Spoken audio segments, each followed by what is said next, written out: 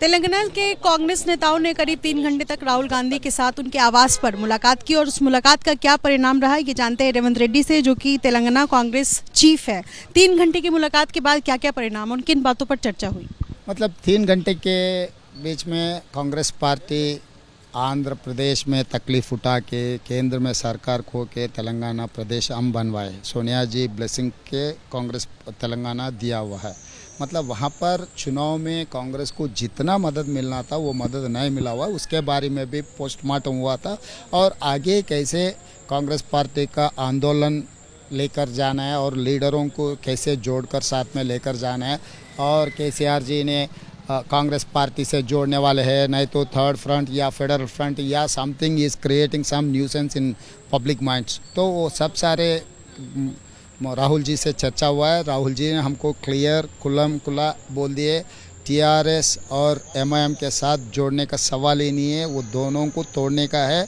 और जो पब्लिक के खिलाफ जो काम मतलब कदम उठा रहे मोदी और केसीआर, हमारा ज़्यादा फोकस उन्हीं के ऊपर है। जो gas diesel petrol and power price hike हुआ है और पैडी प्रोक्योरमेंट में भी स्टेट एंड सेंट्रल फेल हुआ था, ये सब सारे मुद्दों को लेकर हम लड़ाई जारी आगे जाने वाले हैं। तो उसके बारे में बहुत चर्चा चले और इंटरनल पार्टी में भी जो लीडर्स को डिफरेंट ओपिनियंस है वो डिफरेंट ओपिनियंस को भी रिजॉल्व करने के लिए एक प्लेटफॉर्म क्रिएट किया हुआ है। और सब लोग जो भी चर्चा चले अंदर चलना है उसका भी कुछ आदेश मिला हुआ है। तो सब सारे मुद्दों को हम रिजॉल्व कर लिए, आगे यूनाइटेड फेस से सब मिलकर एक ही आवाज़ से हम लोग केसीआर और मोदी के खिलाफ लड़ने वाले हैं। लेकिन सवाल ये है कि अगले साल तेलंगाना में चुनाव है, कितनी बड़ी चुनौती आज की तारीख में केसीआर को मानते हैं?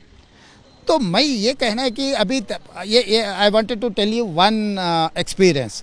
94 to 2004 2 कंसेक्यूटिव टीडीपी सरकार बनाया था। 2004 to 2014 तक कांग्रेस पार्टी 2 कंसेक्यूटिव सरकार बनाया था। 2014 से लेकर 2024 तक टीआरएस 2 कंसेक्यूटिव सरकार बनाए थे।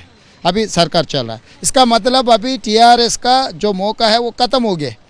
अभी रहा किसने फिर सरकार सत्ता में आने वाले हैं। तो वो वहाँ पर तेलंगाना घर मतलब हर कोने में, तांडे में, गूड़े में, कोई रिमोट एरिया में भी आप जाओ कांग्रेस का कार्यकर्ता मिलेगा।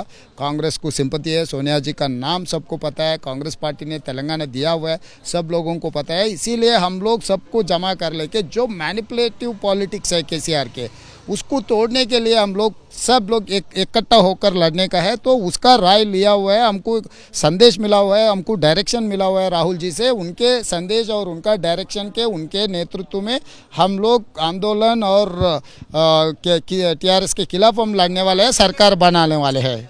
लेकिन पिछला चुनाव तेलुगु देशम पार्टी के साथ कांग्रेस ने लड़ा था, इस बार क्या गठबंधन बनाने जा रही है? अभी कुछ गठबंधन का सवाल ही नहीं है, वही अभी हम लोग क्लैरिटी लिया हुआ है राहुल जी से। ऐसा कोई गठबंधन का ज़रूरी नहीं है, कांग्रेस खुद ना खुद सत्ता में आने वाले हैं। हम लोग अभी तो 18 महीने हैं इलेक्शन के लिए, हम लोग अभी आंदोलन के एक प्रोग्राम बना रहे हैं, उसके हिसाब से हम आगे जाने वाले हैं। और अच्छा एक सुझाव राहुल जी से मिला, जो भी कैंडिडेट है 6 मंथ्स एटलीस्ट 6 मंथ्स पहले कैंडिडेट्स को अनाउंस करने वाले Congress party. This is a new trend for Congress party, क्योंकि आप लोग हमेशा मीडिया मित्रों पत्रकारों ने बोलते हैं कि कांग्रेस पार्टी आखिरी दिन तक किसी को टिकट, कौन किसको टिकट मिलने वाले है, किसी को नहीं मिलने वाले, ये सब सारे हमेशा मीडिया में चर्चा होते रहता है। तो इसीलिए ऐसे चर्चाओं को कोई जगह नहीं देने वाले हैं कांग्रेस पार्टी। 6 महीने पहले हम तेलंगाना प्रदेश में जिसने मैदान में है, जिसने जनता से जोड़कर है, तो उन लोगों को 6 महीने पहले टिकट अनाउंस करने वाले हैं। तो कोई कन्फ्यूजन नहीं है। ये समझा जाए कि चुनाव से पहले ही सीएम फेस जो है वो अनाउंस कर देगी कांग्रेस इस बार तेलंगाना चुनाव से पहले? वो अभी नहीं, अभी वो तय नहीं हुआ है। अभी जंग जारी करने का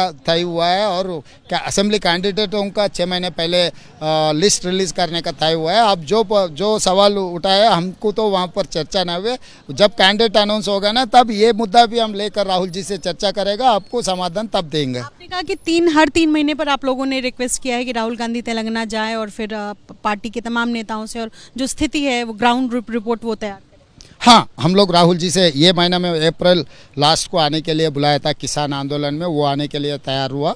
और हर 3 महीने में एक मुद्दा लेकर हम लोग आगे जाने वाले हैं। तो उसके लिए भी Rahul ji in principle has agreed to come to Telangana.